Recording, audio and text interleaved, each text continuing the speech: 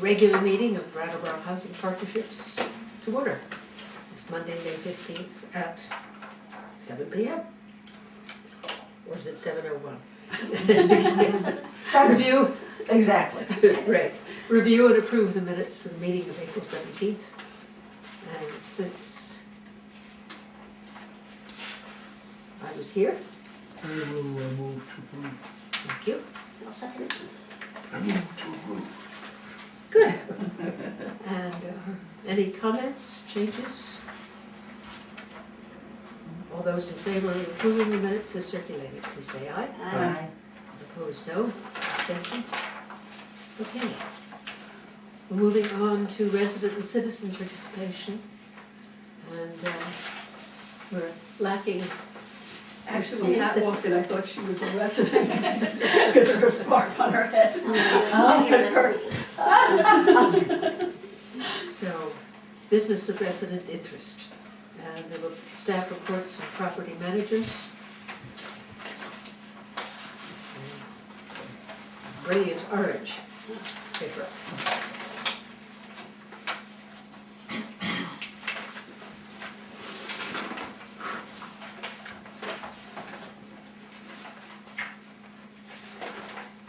Any comments on inspections?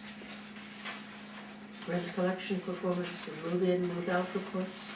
We've been looking at the percentage collected and percentage not collected. Fire. Yeah, Yeah. better.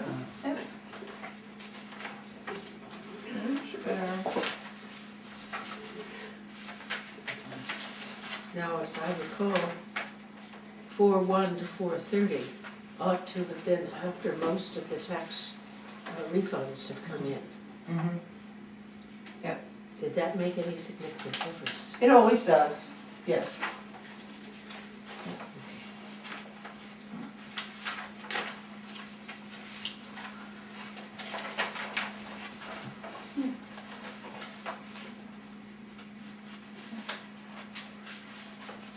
Now, this is an exciting thing.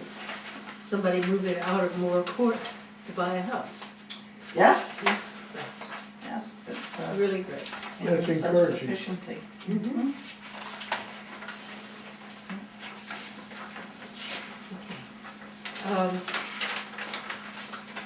Wellness and services, family self-sufficiency, or actually the Ross monthly report, resident services, pink report from Lorelei.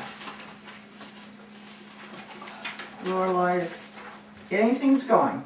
Great. So Moore Court, Sam Elliott, and Ledgewood have all finished their election processes. Is a resident service, or resident tenant association being developed in Brattleboro Housing? No, Not yet. no, there won't be. We won't develop on there. I mean, if the residents want to do something of their own. But you won't initiate that, that's No. up to the residents to do. Yeah, I mean, if they want to, but usually in project-based Section 8, they don't have resident. Okay. It's more of a requirement in public housing. Because this is a tenant-based Section 8, it's not considered public housing. It's not public housing. Yes. And in fact, we get money every year to support tenant associations in public housing, but we don't get anything like that in other housing. Very helpful. Any comments, questions? We had lunch, 183 people. Oh, yes, I wanted Yeah. to note that was really great, and,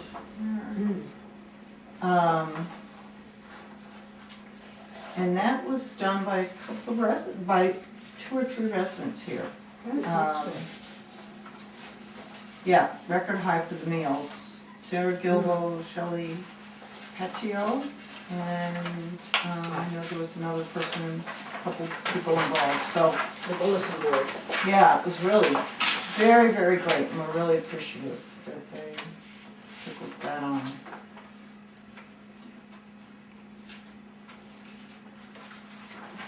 I have to say, say, to make trivia is hard. I usually can get trivia. The answers are in there.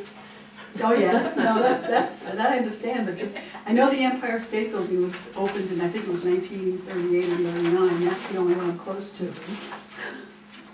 31. 31? That long enough. Wow. Yes. Just reading the answers. My grandfather worked on that, Oh, wow. that's why, yeah.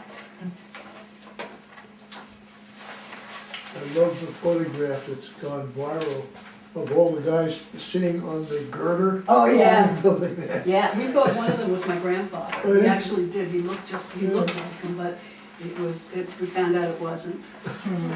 Well, I find it delightful that not only the report, but because they have these other trivia and others on the Yeah. bulletin board, gets people reading and talking about it. It's really nice. It's very well done. The yellow, family self-sufficiency, April.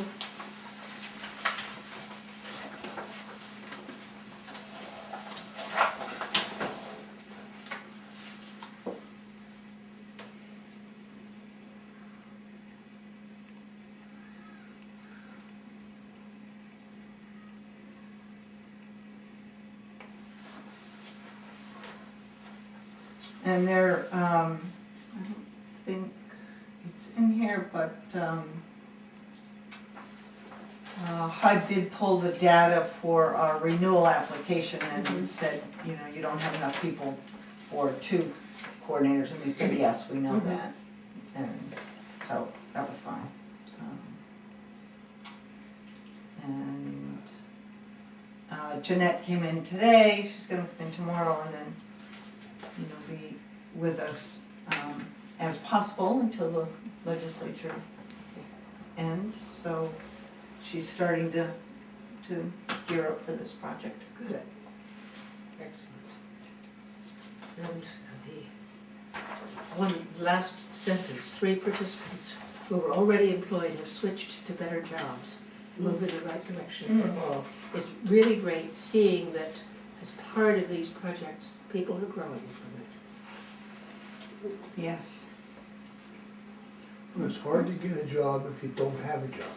Yeah.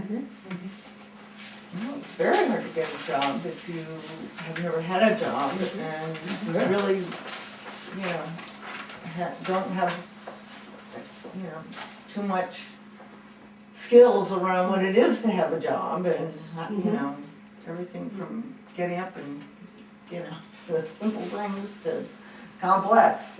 It's interesting from the homeless, the one place that will hire people without is Colonel Sanders, whatever, you know, up there.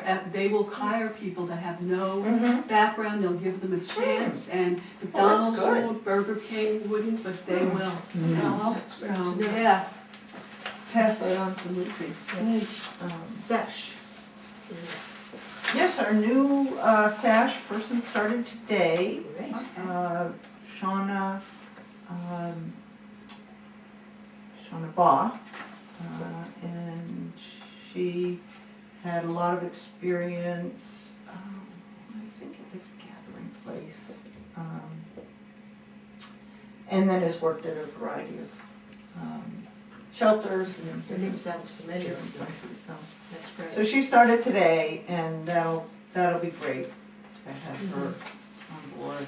I don't know, yeah, Christine had a day-long visit with Molly, the director of the statewide SASH program, and that went very, very well. And there is a statewide SASH program being started in Rhode Island as part of the HUD multi-state demonstration of SASH that HUD took on. And the Rhode Island people are coming up to Vermont for 2 or 3 days, and they're going to start with an afternoon of shadowing Christine Hazard. Oh, nice. So, That's yeah, great. yeah, yeah. Well, they should start with the best. How long has it been since we were the pilot program for that? It's 5 years. Wow. It's about 5.5 years because Christine's been with us 5 years. So it started January 1, 5.5 years ago. Time flies. I know, it's really, but it's very exciting and, Indeed. yeah. Well, it's, I won't say necessary, but it's a very useful program. I was telling someone about it, she used to be a representative down out of Orange, Massachusetts, a state representative, and she had started talking about how people were having a hard time down there because Franklin County is one big thing, so if they go into senior housing, they have to move like 15, 20 miles away, and they don't want to do that.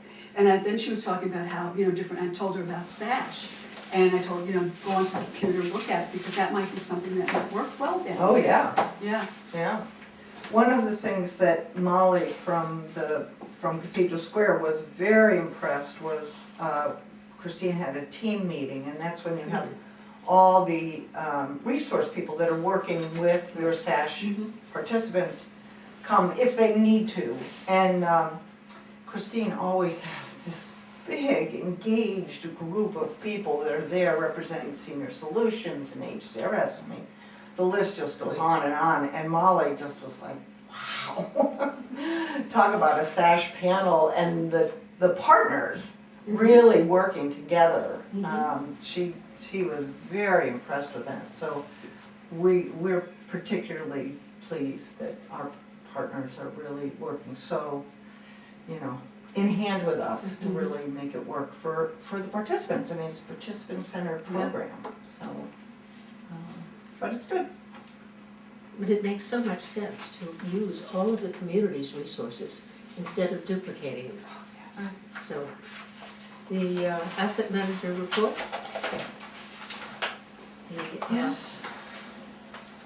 I heard from one of the people putting it in that the HVAC system has been operating well and that all of the valve changes at Red Clover Common happens successfully. Yes, we did get through it all, and it is working, and we're very happy with all of that, so.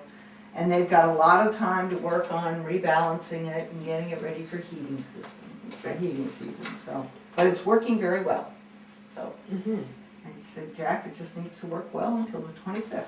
On the 26th, it can break. No. And the new maintenance staff member, Will Young, Yes. with an IT background, which I think would be very helpful. I mean, as Yes. we get into more and more technologically complicated things.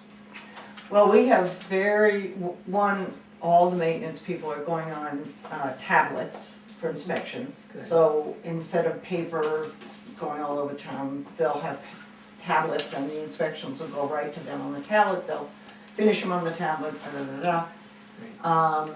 Our Red Clover has very sophisticated energy monitoring systems, and Richards has a fairly sophisticated one.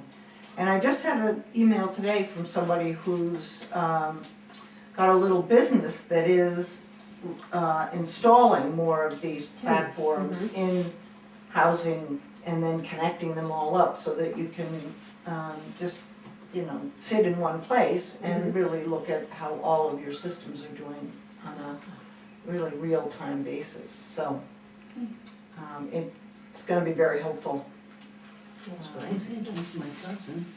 Really? Oh, wow. No, if it's the same one. Well, we'll talk off camera. But he started, very nice, with 3 new maintenance staff, very good workers, really getting right into it. So. Has Dave gotten his tablet yet? I think he has, yeah. Okay.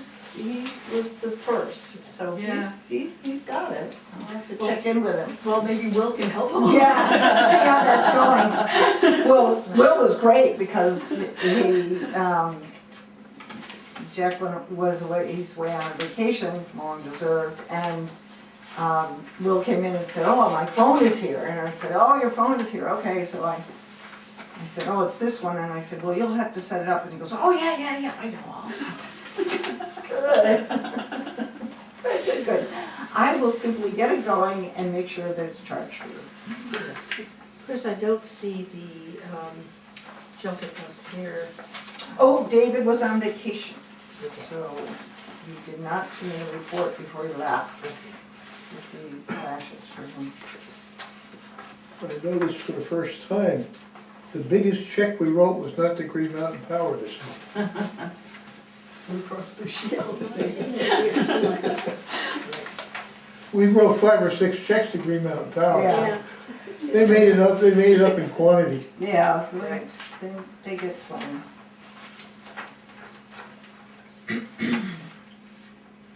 And Tom, to if you want, while we're on the energy systems, so Jack has addressed some of it. He's working with Green Mountain Power to look at energy efficient heat pumps at Yeah, I read Ledgewood, that. Richards, and Elliott. They are right now probably the most efficient thing you can buy. Right, and then he did respond to your question about the solar panels at AWR. They've been up there practically since we opened the I building. just never noticed. Yeah, and There's only a few. they're hot water. Oh, they're solar water heating. Yeah. Okay. Yeah, Well, that's a good thing for them, yeah. Because they're starting to release the these new solar panels. The guy who has the electric car and that you charge over in, I can't remember his name, but they're about this big, rather than the big things. Oh, yeah, that I'm you sure can they're just gonna that have- you can put on your roof like that to use for that. well, this is one of the places where we want to use them. Oh, good. Because of these, Yeah. you can see The that roofs are slant. perfectly Yeah, aligned. Oh, perfect. definitely, And yeah. they're facing the right way, Yeah. and so Yeah. it's, Yeah, this would be an excellent place to start. yeah, it is. So, And no overhanging trees. so, That's a plus. Yeah, I know. So you don't have to cut them. You're never gonna have a follow up on pre-disaster mitigation application. yes. So it did talk You were about timed it out solar too. panels. So we had our visit, which we told you about. I have since had a few calls about the application, and it's actually progressing pretty well. And it's starting to look pretty positive. What we're hearing is that it's an application in this entire region that FEMA and HUD are very interested in seeing funded. So I think we've got their attention, and they know what the issue is, and they're anxious about it. So I had a long call about a thing called environmental justice, and I've got to send them some other things. So it is moving along. That's the good news. I guess good news for the residents at Melrose is that we will not be tearing down those 4 buildings this year. Oh, good. We will wait and include that in with the entire pre-disaster mitigation application. And we are working very closely, and the community development block grant people in the state are just wonderful, and they're working really, really hard to try to hold that money for us so that we can use it as part of the big project. Now, what you had circulated by email and then sent me a copy. Yes. To amend the disposition approval. What has happened with that? Nothing so far. I haven't heard from them. Did you need a vote from the board? They haven't asked me if I did, but it probably wouldn't hurt to get one at some point if they, I mean, we had one, yeah, that's not a bad idea, Janet. This is on the material, some were able to open it, Janet was not, so I just had it sent hard copy to everyone because there's some, one of those sheets is legal, and I thought, well, Yes. so that would be a good idea if you would approve the application. I can answer any questions. You can see that they made a huge mistake. Huge mistake. Oh yeah, big mistake. And I'm hoping that they will just say, okay, we made a mistake, we'll restart this. And we will take these 5 buildings, so they took all of Melrose and put it in disposal. Yeah. I was going to suggest that we make that clear what the Yeah. mistake was. So the mistake was that HUD took all the residential buildings, all 16 buildings at Melrose, and put them all in disposal. In And other words, they don't exist. they don't exist. They're not in the HUD, Yeah. in one part of the HUD system. But there's They're not people there living anymore. there, but they don't exist. Right, right, and we're not getting paid for them. That's the Yeah. point. So it's in Yeah. the part where the HUD inventory system that's connected to the HUD financial system. Not there. Okay. In all the parts that we interface with on a day-to-day basis, move-ins, move-outs, inspections, everything, they're there. But in the HUD, financial, and inventory, they're gone. So this application is, and they put them in the financial paybacks, or the financial, what do you say, credit system. They have this asset repositioning fee. Just think of a dog, arf. And when your buildings go into disposal, when you start your first relocation, that's the trigger, and then it's 6 months after the full moon, after, you know. But at some point after that, your buildings go into this system where for the first year you get 75% of what you should have gotten.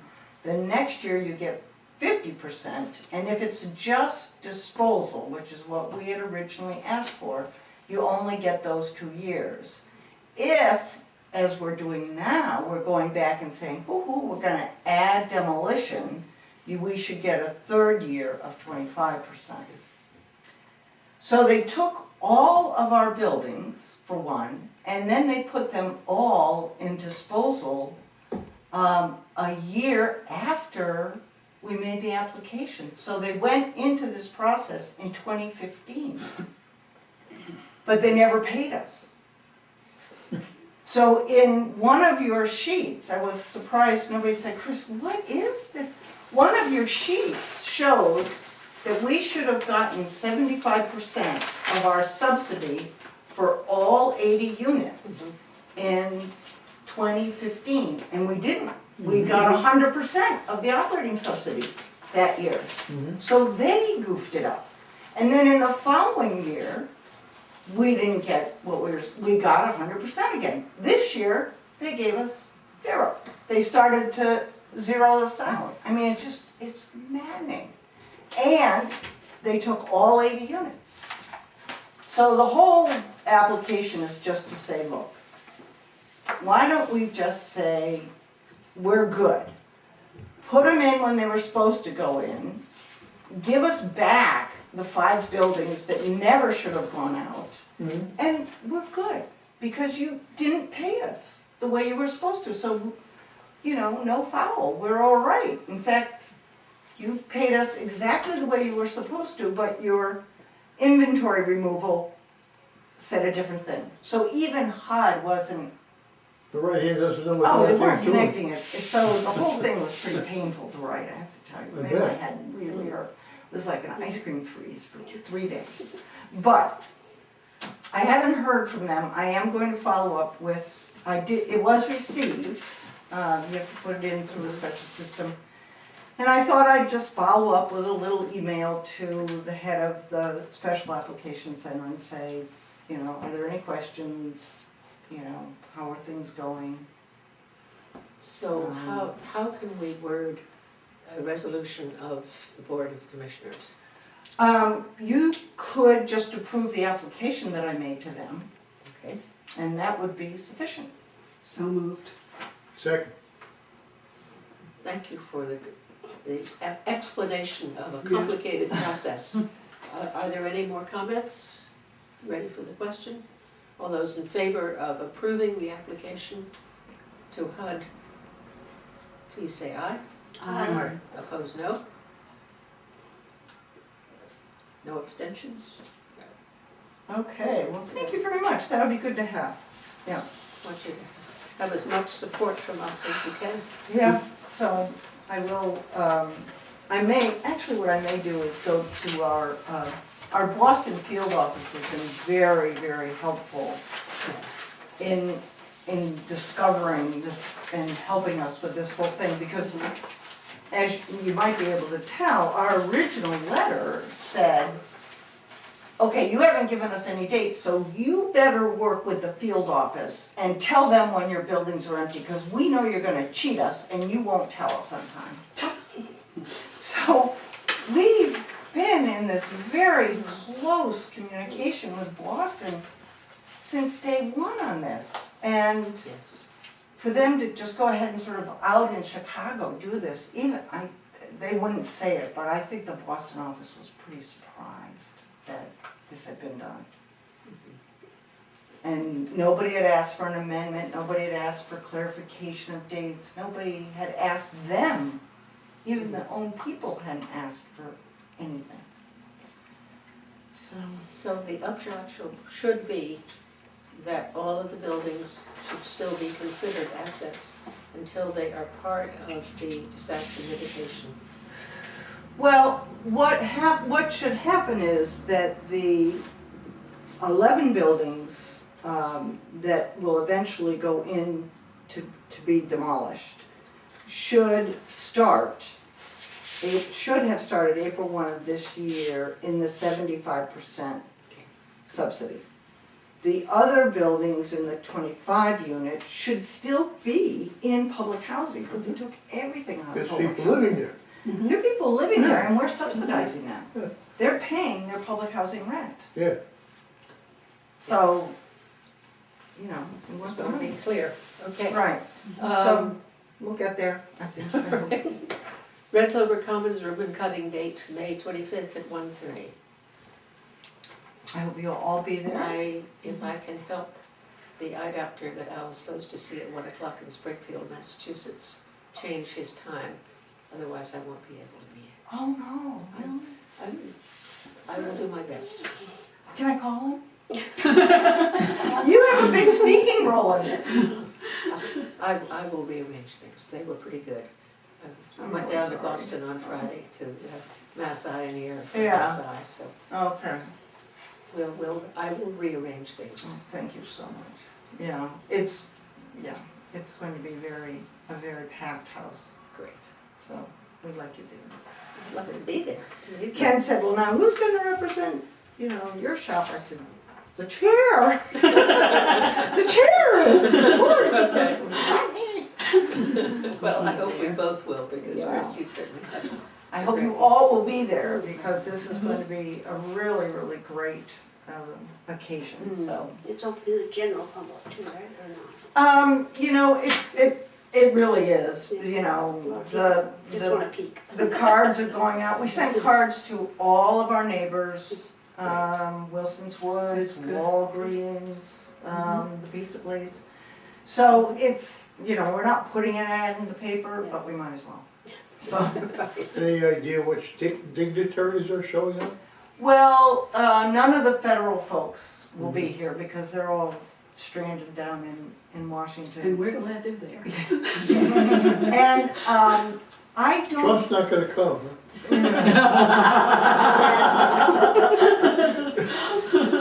I will tell you something when the camera's off about that. And we really do not know about the legislature or the governor until, huh? things hopefully get wrapped up there. I mean, it would be nice, and all of our legislative delegation really wants to be there for obvious reasons, so we're hoping. But all the congressional staff people will be at the event, so there'll be a lot of people there, and just a really great opportunity to celebrate, a job well done by everybody for many years, so. Has anyone talked to BCTV about being there? Well, Mary's gonna be there. Okay. Mary will be Okay. there filming. Good. As, You want me as, to? yeah, we Okay. talked about it before, so Okay. she'll be there filming as much as she can. Good. It's gonna be very, very crowded, Mm-hmm. so Mary will do the best that that She can. can. She always does. And we've invited all of the media and. Now, under monthly checklisting, there was the question about an item on the list from last week. There was, and I have the answer, right? Great. You wondered about a large payout to an individual, and the check was for family self-sufficiency. Okay. They had graduated from family self-sufficiency, so It's part of the escrow for it. that was their escrow. It was your escrow Yes. concern. Nice. That's The what people that that bought was. that very nice little house over. It in could have Hampshire. been, yes, yes, Well, that's precisely what family self-sufficiency Yeah, should be yeah. about, yeah. which is Yeah. wonderful. Well, Richard looked at it, and said, that's gotta be family self-sufficiency, so he researched it. Sorry. The family self-sufficiency check Oh, yeah. that we had. So we are at the point of Okay, review and approve the 2018 budget. budget, 2018 budget, you're on. So, I wasn't here for the original submission of the budget to the board. So, at the time we had a bit of a deadline to get a budget to the board that could be approved and submitted to HUD, that we have an approved budget. So we knew that we were close to what we anticipated for the year, which is why we felt good enough to submit it to the board. Since then, we've reviewed with the various department managers to see if there were any, revisions to get it to be really a solid roadmap of where we want to be next year or this year. And there were really two significant revisions. There are a couple that were insignificant, so I'm not going to mention them. But one of them, the significant ones were in the SASH budget. I mistook a number to be a monthly charge, an annual charge, which was really a monthly charge. So that resulted in about approximately 30,000 additional expenses in the SASH budget. And that was for the fees to the nursing assistant for the SASH program. The second revision, so the impact of that on SASH and all the service programs is pretty significant. Earlier we had expected SASH to contribute to the agency's bottom line, and as it stands now, it's still basically requiring some of the agency's assets to support the program. Programmatically, the service programs really contribute to the mission of the agency, and also hopefully with close communication with tenants will improve our rent collection. But we'll see. We're definitely developing measurements to determine if that's actually occurring. The second area of revision was in the. I had anticipated there to be revisions in the budgets for individual properties, and the consensus was that they were pretty good, that they were pretty representative of what we expected for the year. The one change is that Jack noted that our vehicles are becoming, getting a little aged, and would likely require either significant repair or to purchase up. And so we included an additional $1,000 a month in the vehicle maintenance budget. And most likely that's gonna take the effect of buying up, getting a, replacement vehicle when the next one, So you're building a fund. kinda, doesn't look really functional. And most of the costs that are associated with that, we're expecting a reduction in gas, because, a little better mileage rather than an old vehicle. Reduction in repairs and, kind of general maintenance, but an increase in financing costs. We would have to take out a loan. And so that netted out to approximately $1,000 a month more expenses. And we'll probably buy a smaller truck. We don't need the big vehicles that we've had. We can get away with a smaller, they're now making these really nice utility kind of Yeah. trucks. The big picture is that we're anticipating the agency to have, positive cash flow. There are definitely things that could, kick us in the head. Like the negotiations over the asset repositioning fee. This budget includes the assumption that we'll resolve it according to our assumptions that we've presented, and we've gotten confirmation that that's, the way things are supposed to be. But, getting that done and Right. it's a little different story. The big, every year the big swing is weather. The difference between a hard winter and a mild winter, can be $200,000. Right. Between heating costs, electricity, snow removal, some additional repairs. And remember, that comes in our last quarter.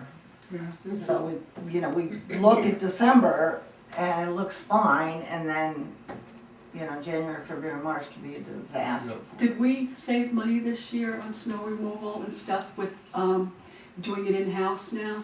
I'm glad you asked. Richard and I have talked about it. He's close to having a final 2017 budget Okay. to show So you. Okay. Yeah. our final numbers have been submitted to the outside accountant. Okay, they're audited. He said he'll kind of finalize it within about a week. Okay. He's going on vacation after that, and then there's just, It's that hard, is it? say that again? It's that hard for him to do our accounts. Well, we have two different accountants. So Howie Gordon comes and he does the federal schedule that we need to put in for HUD, called the FDS. And that's what he does for us. And then we have an independent accounting company That does that it. comes Yeah, in an and does auditing a firm. complete audit. Yeah. And they do a program audit as well. Mhm. So they'll come in and look at whatever program. So, so if Howie and I do, work, pretty hard and get the final numbers close, really close, then we don't expect, audited adjustments. Good. But, it was, for me, it was a pretty exhausting process. It was my first full year. Yeah. And, unfortunately, not unfortunately, I mean, it came out okay, but every single mistake that you put off over the year, oh, well, okay, now it's reckoning time, now I gotta deal with all those things that I put on the side, The first So- year's always the hardest, Richard. The Say that first again? year's always the hardest. Well, I learned a real lot, Yeah. and I kind of determined, one of the things I learned was what was most important to pay attention to, and what to stay on top of ongoing throughout the year. So, Must say, I we've all been there, right, Laura? like the form in which this is being presented, Mhm. which is one page per development. For instance, Melrose, and then Hayes, and as we go down the list, and Moore Court.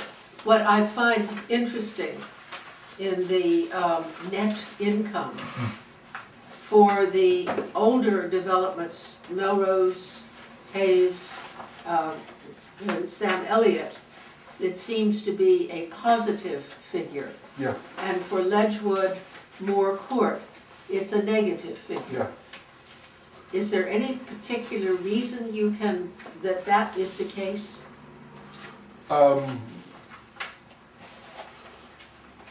Well, there's contributing reasons. If everything were perfect, if everybody paid their rent on time and just things function normally, the two family properties would still be struggling. So, you know, our best of all worlds is, you know, those property, and I don't really understand why. It might be that the rents that we're charging, yeah, I mean, there's only a few factors. There's, you know, what we're charging for rent and what it's costing us to, you know, manage the apartments. Our biggest costs are energy. Yeah. And They are then both- some maintenance. Yeah. And then, you know, then the next tier are some discretionary. So when we have difficulty collecting rents, we have higher legal fees. Ah, So the impact of the rent collections are that, you know, we realize less rents on the top line, then we have, you know, more expenses, you know, legal fees, sometimes a little more difficult maintenance. and the legal fees would be charged to each separate unit. Yes, Yeah. yes, You and each know, development. we attempt to recoup them, but, you know, if, you know, it's, you know, water from a stone, as they say, you know. I mean, these are people that can't afford to pay their rent, so it's more difficult for them to pay their legal fees. And Moore Court has washing machines, so that would be Yes. higher electricity, higher water cost for those, because there's a washing machine in each unit in Moore Court. Uh-huh, So Right, that would be higher well, also. they're supposed to be paying an excess utility Okay. amount that covers that, and that's one of the things we have to look at this year, is to Yep. change those. It's for the families, it's the things that Richard was talking about. You know, we've gone through this year. The rent is not the first bill that's paid, it's pretty low down on the list of bills that get paid. Evictions are very expensive, we are always left with, you know, some monies owed us. It's just a harder environment for rent collection. And remember that overall, we're getting about 85 cents on the dollar. HUD figures out how much we should get. And then, you know, right now, it's about for every dollar that we need to operate these properties, they're giving us 85 cents. So that's gonna take a hit. And That's and why I families asked the are harder, question. you know, Yeah. we've got bigger apartments, there's just a lot more going on here. Yeah. So, it's not all about the families, you know, they're good people. It's about the properties and all that goes into that. And then when you're getting so low, such a decrease on what you ought to be getting, it really doesn't help. No, not at all. So if you look at Moore Court and Ledgewood, and you take the HUD operating subsidy and the dwelling income percents, and you put them together, it's 88% at Moore Court. Yeah. So that's a pretty good indication of what's going on. But the great thing about the way Richard has put these budgets together is that now we can set very specific targets with the property and service staff to say, here's 5% in Moore Court, here's what 5% looks like in Ledgewood, here, you know, this, it wipes out, it can, what it would take to go from a net income of minus 10,000 to even is not a lot. Yeah. Really, on the grand scheme of things, so, but we've never really had numbers like this where we could go to the staff and say, here's your target, and every quarter, Richard sits down with each Great. of the departments and goes through their budgets, and it's really good. I also really want to point out that our key number is the cash net income. And, So, okay, you know, because to lose, I'm looking at Ledgewood right now. yeah, it's the third to the bottom line Yes. on in each report. So it's positive, 0.5% positive. Say it again? It's 0.5%. 0.5% positive, Yeah. 0.5% positive. You looking at Ledgewood or? I'm looking at Ledgewood. Yeah. So, you know, these numbers aren't disastrous if, you know, if they bear out. They're disastrous if they don't bear out. But the idea of a budget is that it can go, you know, it's equally likely to be better than worse. So. What we were aiming for is Yeah, to have it's a roadmap, to be in positive territory next year, so we could apply for the grant for move to work. Yes. The other thing that we're doing deliberately is we're attempting to, we're reducing the allocation of general, you know, administrative costs to public housing to the extent that we can. I mean, it's limited, but to the extent that we can, it allows us to improve our financial score within public housing. Okay. So there's not, you know, I mean, maybe there's a $10,000 or $15,000 swing that we have, you know, any control over for that. And one of, You know, we're trying to do chunk by chunk. So if we can make a Right. $15,000 improvement here and a $15,000 improvement here and a $15,000 improvement here, then we're confidently stable, you know. and one of the things that we'll talk about when we bring in the 2017 budget is the allocation to reserves, because that's one of the key HUD metrics that we do not right now do well on, because we had to spend all our reserves after the storm. And it's been very hard to get those reserves built up. So that's, we actually may be able to put something into reserves, and that would be very, very good. The one last thing that I would say about when you're looking at Richard's budgets is you can see you have the total income at the top, and then your total direct contribution. What sheet are you using? Well, I'm just looking at Ledgewood. Just look at Okay, Ledgewood. that's Yeah. helpful. Okay. So bless you, at the very top, you've got the total income, and then you've got expenses down to a total direct contribution.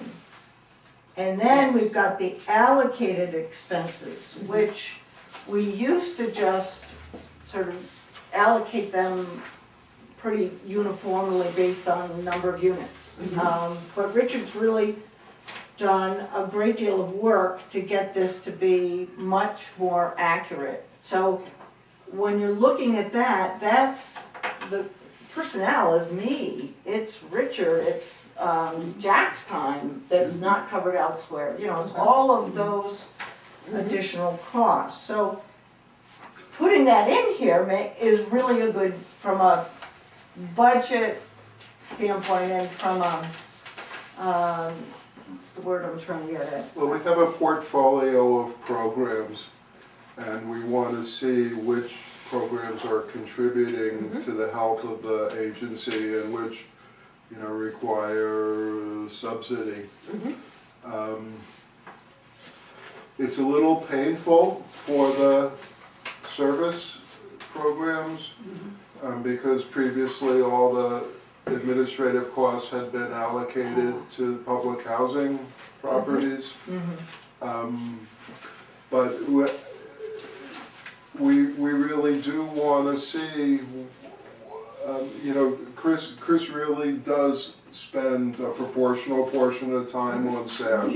Yeah. It's not like she spends zero time on SASH or on, you know, whatever, you know. So we wanted to see that represented. I just think it makes for a better, realistic Yeah. budget, and so it causes everybody in the organization to have better budget rigor, if you will. And truly, the amount, when you look at the columns, when you look at this page, and you look at the SASH negative number sort of in the middle, at direct contribution before the allocated costs. That is pretty standard with our housing hosts. That amount of money is what it is costing all of the housing, everybody across the state to have SASH. So everybody's feeling that level of pinch up or down a bit. And it's something that we had really hoped was going to be addressed in this year's budget for SASH, and it wasn't.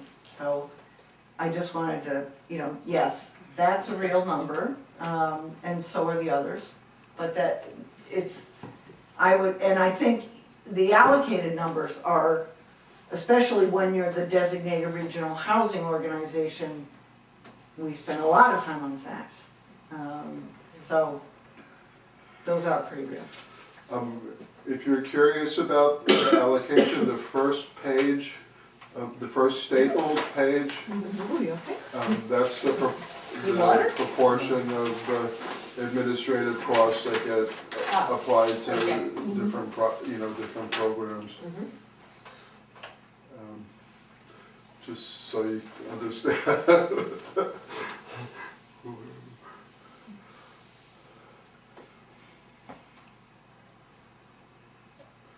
And so maintenance is legitimately much higher on the older properties. I'm Which sorry, I is, didn't hear. maintenance is legitimately much higher on the older properties. Well, they're only working on, you know, physical buildings. Yeah.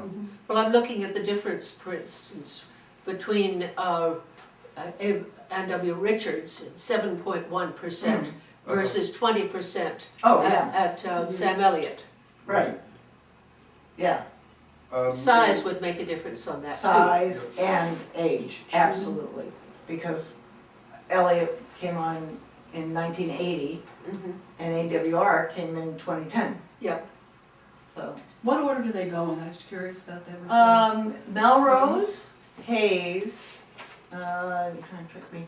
Melrose, Hayes, Moore Court, Ledgewood, Elliott, AWR, and then Red Clover. Okay.